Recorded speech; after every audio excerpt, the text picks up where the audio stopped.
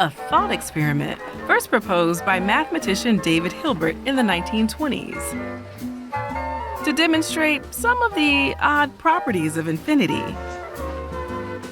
And this hotel is definitely an odd property. Well, the Hilbert Hotel is a pretty amazing hotel. It has an infinite number of rooms. Wouldn't that be great? You might think that you could always fit more people in. But what if an infinite number of people showed up? And then the hotel would be full? Oh dear. Then if another person came along, what would you do? Well, if you weren't very astute, then you might just say, sorry, we're full. That's one solution. Or you might think, given there are an infinite number of rooms, you can just assign the late guest the room that comes after the one given to the last guest that checked in. You know, just farther down the hall.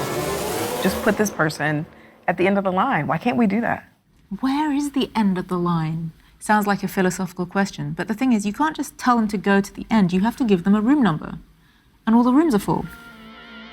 Seems unsolvable. But luckily, any manager of a hotel with an infinite number of rooms and an infinite number of guests has to have an infinite number of tricks up their sleeve. Okay, how about the person in room 1 moves into room 2, and the person in room 2 moves into room 3, and the person in room 3 moves into room 4, and so on. Everybody has another room they can move into because everyone just adds 1 to their room number, and that will leave room 1 empty. So new person comes, welcome. You know what? We're just gonna have everybody scoot over for you. Just scoot, goes in room 1. And then what if 2 people showed up? That's fine, everyone moves up 2 rooms. What if 5 people show up? That's fine. But what if an infinite number showed up? Say, because of a fire, at a second nearby completely full Hilbert's Hotel. Is there room for a second infinity of guests? You've now got an infinite number of people. You can't just get everyone to move up an infinite number of rooms, because where would they go?